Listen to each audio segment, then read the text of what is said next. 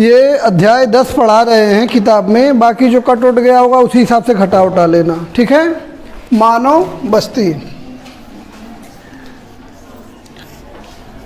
ये कल बता दिए थे मोटा मोटी बात, इसको विस्तार से देख लेते हैं। और इसमें क्वेश्चन क्या बनेगा, 3 क्लास चलेगी इसकी कम से कम, आज एक, फिर एक और एक क्लास और, 3 क्लास में ख़त्म हो जाएगा।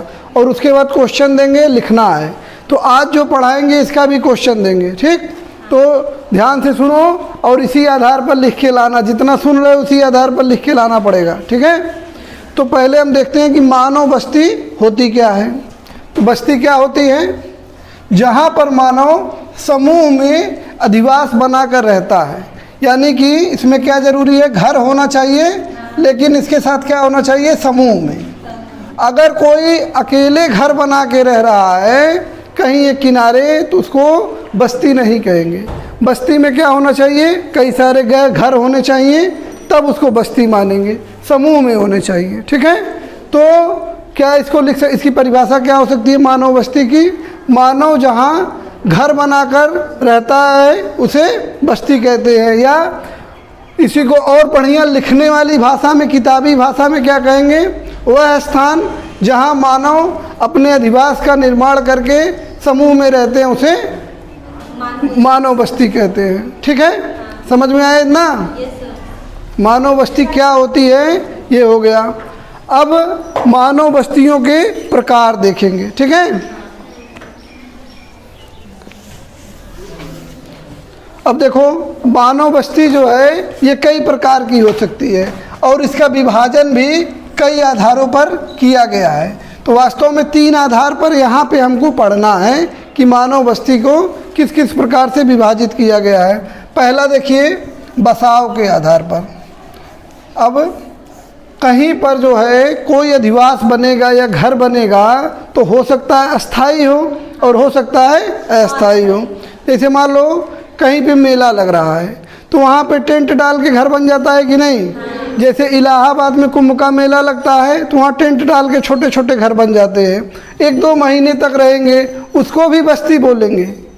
जैसे कुंभ वाली बस्ती, या कोई नाम दे देंगे सेक्टर 1, सेक्टर 2, ठीक है। कट रहा है क्या, ठीक है। तो पहला हो गया बसाव, यहाँ लिखते हैं।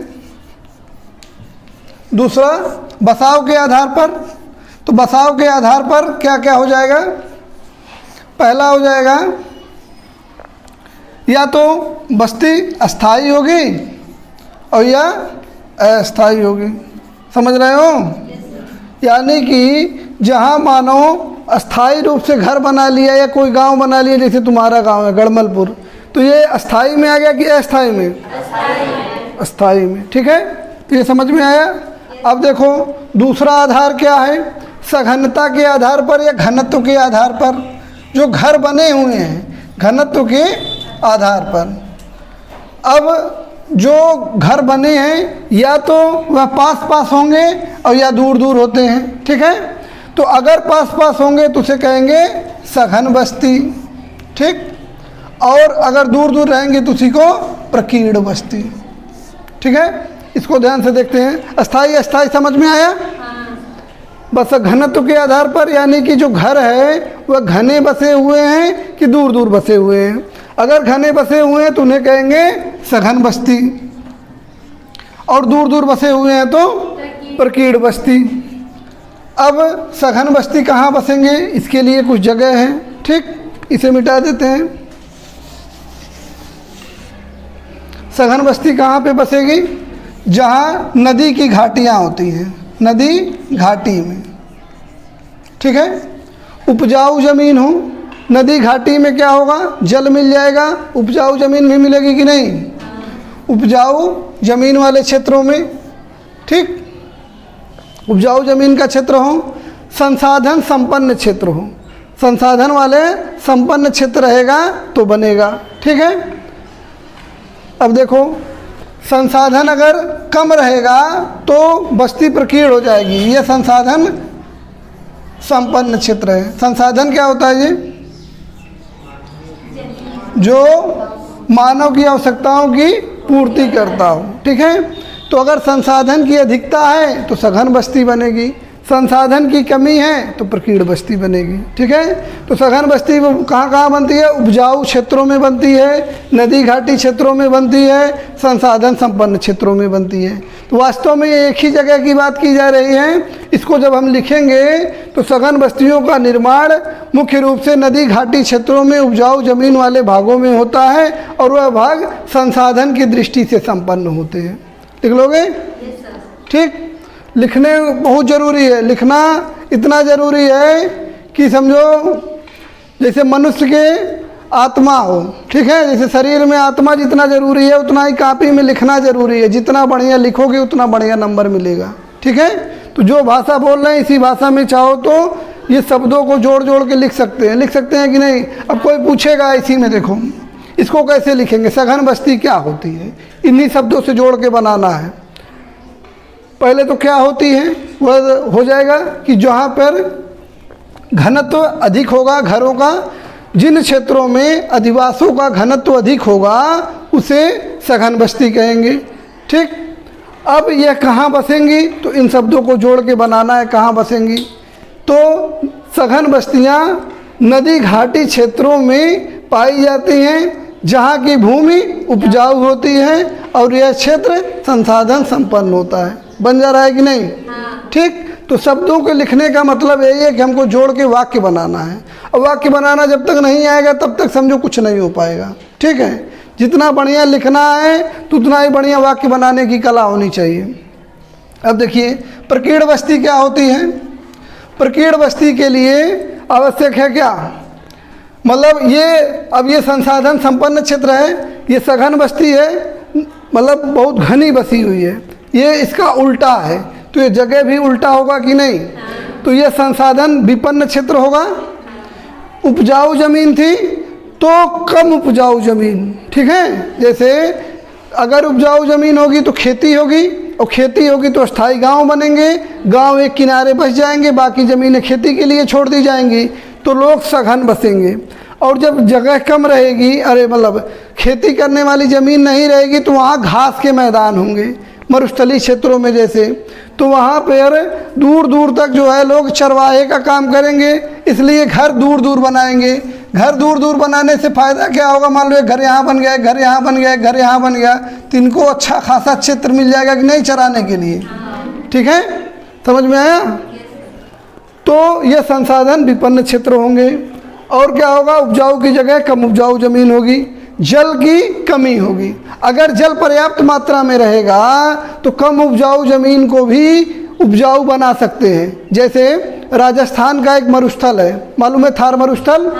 थार मरुस्थल वाले क्षेत्र में जल पहुंचा दिया गया है इंदिरा गांधी नहर की योजना से। ठीक, और इंदिरा गांधी नहर वाला क्षेत्र में जहाँ जहाँ जल गया है वहाँ अच्छी खासी खेती की जा रही है, जबकि वह पहले घास का मैदान था, कम उपजाऊ ज़मीनें थी, लेकिन अब अच्छी खासी उपजाऊ ज़मीनें हो गई हैं। क्यों? क्योंकि वहाँ पे जल पहुँच गया है। तो यहाँ जल की कमी होगी कि अधिकता? कमी होगी। ठीक है, तो इसको भी इसी प्रकार से लिख लेंगे। प्रकीर्ण बस्तियाँ उन क्षेत्रों में पाई जाती हैं जहाँ संसाधन की कमी होती है। हो गया? जो ये भूमि अपेक्षाकृत कम उपजाऊ होती है और जल की भी पर्याप्त उपलब्धता नहीं होती है, जिस कारण से उन क्षेत्रों में कृषि कार्य नहीं किया जा सकता और घास के मैदान पाए जाते हैं, जहाँ का मुख्य व्यवसाय पशुपालन एवं चरवाही होते हैं। ठीक है, समझ में आया? आ रहा है? ठीक, आगे बढ़ते हैं। सघन बस्ती प्रकीर्ण बस्ती हो गया। ठीक, आगे देखो। अच्छा बताओ, जब ये घर दूर दूर हो गया, मान लो एक रोड है, एक घर यहाँ है, एक घर यहाँ है, एक घर यहाँ है, तो इनको बस्ती कैसे मानते हैं? जब घर दूर दूर है तो आप बस्ती कैसे मान रहे हैं? बस्ती होने के लिए ज़रूरी है कि ये लोग आपस में जुड़े होने चाहिए। अब जुड़ेंगे कैसे? जुड़ेंगे या तो बीच में बाजार रहे, या तो मंदिर रहे, या तो उनकी संस्कृति एक हो। जैसे मान लो ये जो क्षेत्र है गढ़मलपुर, अब यहाँ से दूर छोटे छोटे गांव बसे हैं, लेकिन बाजार करने के लिए कहाँ आते हैं? गढ़मलपुर में। ठीक, तो ये लोग आपस में जुड़े हुए हैं कि नहीं? ऐसे ही घर भले दूर दूर बनवाए हों, लेकिन बीच में एक कॉमन बाजार रहेगा जो सबको जोड़ेगा, तभी ये बस्ती कही जाएगी। ठीक, अगर मान लो यहाँ तक के लोग इस बाज़ार में आते हैं, इसके इधर के लोग इस बाज़ार या मंदिर पे जाते हैं, तो ये इस बस्ती में गिना जाएगा। ठीक है, प्रकीर्ण बस्ती में। और प्रकीर्ण बस्तियाँ विकसित देशों में भी पाई जाती हैं, लेकिन उसका कारण दूसरा है, उसको आगे बताएंगे। अब देखो, कार्यों के आधार पर बस्ती, ये हो गया घनत्व के आधार पर। और इसके पहले क्या बताए हैं? बसाव के आधार पर, स्थायी अस्थायी। अब देखो कार्यों के आधार पर, कार्यों के आधार पर। अब कार्य के आधार पर बस्ती को देखो, कार्य पढ़ाए थे इसके पहले, प्राथमिक कार्य, द्वितीय कार्य, तृतीय कार्य। ठीक, पढ़ाए थे ना 12 वालों? आवाज़ नहीं आ रही है, समझ में नहीं आ रहा है क्या जी? कि थक गई हो आखिरी घंटी आते आते? देखो, ये प्राथमिक कार्य होता है, और प्राथमिक कार्य ज़्यादातर कहाँ किया जाता है? गाँव में, ग्रामीण क्षेत्रों में। तो एक हो जाएगी ग्रामीण बस्ती। और द्वितीय और तृतीय कार्य कहाँ किया जाता है? द्वितीय एवं तृतीय क्षेत्र शहरों में किया जाता है। याद है कि नहीं क्या क्या होता है प्राथमिक, द्वितीय, तृतीय में? प्राथमिक कार्य में क्या क्या आएगा? कृषि आएगा, और मत्स्य पालन आ जाएगा, और पशुपालन आ जाएगा, मुर्गी पालन आ जाएगा, मधुमक्खी पालन आएगा। ठीक है, लकड़ी काटना आएगा। तो इस प्रकार के कार्य ग्रामीण क्षेत्रों में किए जाते हैं। और द्वितीय और तृतीय कार्य कहाँ किए जाते हैं? नगरीय क्षेत्रों में। ठीक हो गया कि नहीं? ठीक है, तो बस्ती दो प्रकार की हो गई, ग्रामीण बस्ती और नगरीय बस्ती। अब बताओ, क्वेश्चन आ जाए ग्रामीण बस्ती की विशेषता लिखो या नगरीय बस्ती की विशेषता लिखो, लिख लोगे कि नहीं? क्या लिखोगे? गांव के बारे में बताओ। जो ग्रामीण बस्ती की विशेषता होगी वो गांव के बारे में विशेषता होगी।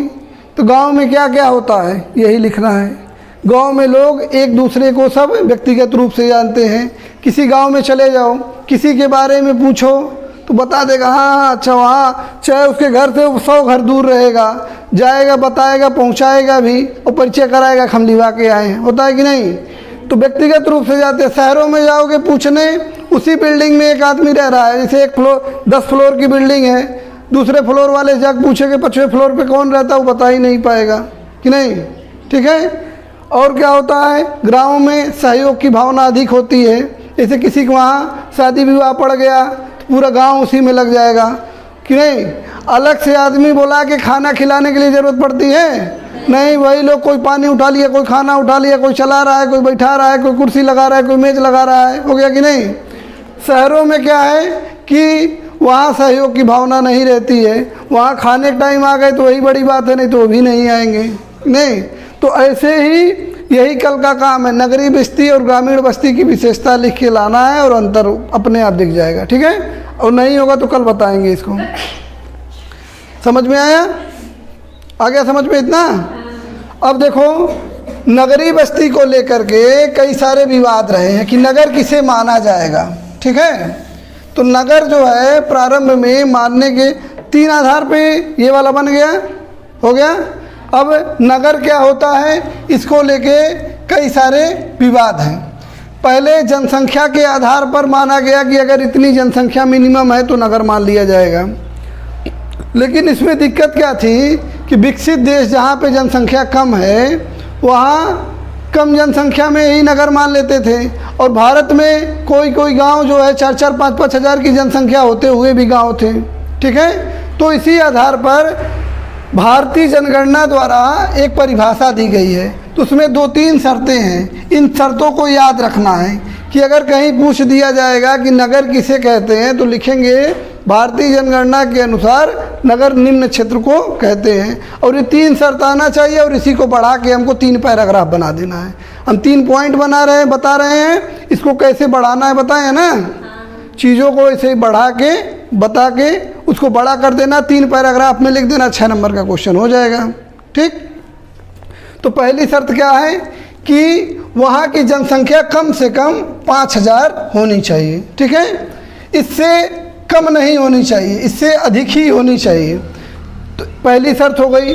जैसे कोई क्षेत्र है, हो सकता है वहाँ द्वितीय और तृतीय कार्य होता हो, लेकिन वहाँ की जनसंख्या 5000 से कम है तो उसको नगर नहीं मानेंगे।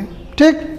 दूसरा, उसका जनसंख्या घनत्व 400 व्यक्ति प्रति वर्ग किलोमीटर, यानी कि 1 किलोमीटर लंबा और 1 किलोमीटर चौड़े क्षेत्र में कम से कम 400 लोग रहने चाहिए। 400 से कम है तो उसको नगर नहीं माना जाएगा। ठीक है। कम से कम जनसंख्या कितनी? 5000 और घनत्व कितना? 400 व्यक्ति प्रति वर्ग किलोमीटर। ठीक है। तीसरा शर्त यह है कि वहाँ की 75% पुरुष जनसंख्या, ध्यान से सुनना अभी पूछेंगे, पुरुष जनसंख्या गैर कृषि कार्यों में, गैर प्राथमिक कार्यों में लगी होनी चाहिए। यानी कि 75% पुरुष जनसंख्या ऐसी होनी चाहिए जो द्वितीयक या तृतीयक कार्य करे। ठीक है। द्वितीयक, तृतीयक, चतुर्थक कार्य करे लेकिन प्राथमिक कार्य ना करे 75% लोग। 25% हो सकता है खेती होती में जुड़े हों, कर सकते हैं। ठीक। ये भारतीय जनगणना की नगर संबंधी परिभाषा है। समझ में आया? हो जाएगा। इसको कैसे बढ़ाना है कल लिख के लाना, नहीं हो पाएगा तो हम खुद बता देंगे। ठीक। अब जो है, जो बस्तियां बसती हैं, जो बस्ती है या अधिवास है, वह जहाँ कहाँ पे बसेगी इसको प्रभावित करने वाले कारक। तो नगर कहाँ बसेगा उसके लिए अलग दशा चाहिए, गांव कहाँ बसेगा उसके लिए अलग दशा चाहिए। ठीक है। तो गांव के बसने के लिए या ग्रामीण बस्ती के लिए, मतलब ग्रामीण बस्ती को प्रभावित करने वाले कारक, प्रभावित करने वाले कारक। अच्छा बताओ ये कितना आसान है कि नहीं? आसान है। अब बताओ गांव कहाँ बसेगा? गांव के लिए सबसे ज़रूरी क्या है? गांव जहाँ का बसेगा, आदमी बसेंगे, उनके लिए सबसे ज़रूरी क्या है? पहले कृषि चाहिए, तो यानी कि कृषि कहाँ करेंगे? उपजाऊ भूमि पर, उपजाऊ भूमि। ठीक है। उपजाऊ भूमि हो गई। और क्या चाहिए? भूमि के अलावा खेती करने के लिए जो प्राकृतिक रूप से मिल जाए, जल चाहिए। ठीक है। और जल चाहिए। और क्या चाहिए? ये तो 2 चीज़ें हो गई, भूमि हो गया। अब उसके बाद सुरक्षा चाहिए। ऐसे जगह पे नहीं बसेंगे जहाँ पे अशांति हो। अभी विस्तार से इसको समझाते हैं। सुरक्षा चाहिए कि नहीं? जैसे कहीं राजनीतिक अशांति हो या पाकिस्तान के बॉर्डर पर बसाया जाए जहाँ पे रोज़ उधर से गोला आ रहा है, इधर से गोला जा रहा है, तो चाहे कितना बढ़िया उपजाऊ भूमि रहेगी और जल रहेगा, आदमी भाग के दूसरी जगह जाएगा, बसेगा। जहाँ भले कम उपजाऊ रहे लेकिन यहाँ बॉर्डर पे नहीं बसेंगे, पता चला घर बना के बैठे और रात में गोला गिर गया कि नहीं? समझ में आया? तो सुरक्षा कई प्रकार की, अभी एक प्रकार यही समझ लीजिए, अभी विस्तार से बताते हैं। चौथा, गृह निर्माण की सामग्री। गृह निर्माण, गृह का मतलब घर बनाने के लिए सामग्री चाहिए कि नहीं? गृह निर्माण सामग्री। ठीक। 5वां, जैसे उपजाऊ भूमि है ऐसे ही ऊंची भूमि भी चाहिए, ऊंची भूमि। ठीक है। अभी इसके बारे में समझा दे रहे हैं क्या है। और एक प्रभावित करने वाला कारक है नियोजन। सबका अर्थ समझा देते हैं, देखो ध्यान से। उपजाऊ भूमि क्यों चाहिए? गांव बसाने के लिए, क्योंकि जो है वहाँ खेती करना है तो उपजाऊ भूमि आवश्यक है। इस वजह से देखेंगे गंगा का मैदान जो उत्तर भारत का मैदान है कृषि की दृष्टि से उपजाऊ है, यहाँ गांव अधिक पाए जाएंगे। जल जो है मानव के जीवन के लिए अति आवश्यक है, पीने के लिए, पशुओं के लिए, सिंचाई के लिए, सबके लिए जल चाहिए कि नहीं? तो तो जिन स्थानों पर जल की उपलब्धता आसान रहेगी वहाँ बसाव अधिक होगा। ठीक। सुरक्षा जो है, एक तो राजनीतिक अशांति नहीं होनी चाहिए। जैसे रोज़ सरकार बदल रही है, मान लो किसी पार्टी की सरकार आई, कोई ऐसी सरकार आई जो जाति के नाम पे लड़वा दे या धर्म के नाम पर कहीं पे दंगा हो जाए, तो वहाँ लोग रहना पसंद नहीं करेंगे। जैसे इंडिया में या कहीं पे भी, जैसे अफ़गानिस्तान में लड़ाई हो रही है ना, कुछ पता है, तो वहाँ लोग रहना, वहाँ जब अमेरिका हटने लगा तो लोग भागने लगे कि नहीं, इसी सुरक्षा की वजह से। तो राजनीतिक अशांति नहीं चाहिए। अमेरिका में हर आदमी जाके बसना चाहता है, क्यों? क्योंकि वहाँ राजनीतिक अशांति नहीं है, सुरक्षा आसानी से है, पुलिस है, व्यवस्था है, और वहाँ आगे बढ़ने के लिए आर्थिक जो है कारक भी हैं, इस वजह से वहाँ लोग जाना चाहते हैं। गृह निर्माण सामग्री, कहीं भी आप जाके घर बसाएंगे, बस्ती बसाएंगे, घर बनाना पड़ेगा ना, बनाने के लिए सामान चाहिए। अच्छा बताओ, हम लोगों को वहाँ गृह निर्माण की सामग्री सबसे बढ़िया क्या है? यहाँ पे ईंट है, और ईंट कैसे बनता है? मिट्टी से। तो हम लोगों के लिए मिट्टी है। अगर यह कोई जंगल वाला क्षेत्र है तो वहाँ क्या हो जाएगा? लकड़ी हो जाएगा। ठीक है। अगर कोई मान लो जहाँ मिट्टी नहीं है, खूब मोटा मोटा पत्थर है, जैसे राजस्थान का क्षेत्र, तो वहाँ ईंट की जगह पे पत्थर तोड़ तोड़ के लगा देते हैं। ठीक है। तो वहाँ गृह निर्माण सामग्री पत्थर हो जाएगी। ईंट मतलब मिट्टी हो गया, पत्थर हो गया, लकड़ी हो गया, ये आसानी से उपलब्ध होना चाहिए। ऊंची भूमि क्यों होनी चाहिए? क्योंकि बाढ़ इत्यादि आए, जैसे एशिया में हम लोगों के वहाँ ही देखो क्या होता है कि ऊंची भूमि पर गांव बसते हैं ताकि बाढ़ के समय में मकान आसानी से बचे रहे, जबकि बाढ़ वाले क्षेत्रों में कृषि की जाती है। नियोजन क्या होता है कि सरकार प्लान बना के किसी क्षेत्र में गांवों को बसा दे तो ये भी प्रभावित करेगी। ठीक है। कल का क्वेश्चन नोट कर लो, दोनों लोग नोट करो, 11-12 वाला दोनों। ग्रामीण बस्ती को प्रभावित करने वाले कारकों की विस्तार से व्याख्या कीजिए। कल लिखना सिखा देंगे इसी पे। ठीक है। ग्रामीण बस्ती को प्रभावित करने वाले कारकों की विस्तार से व्याख्या कीजिए। ठीक है। बस आज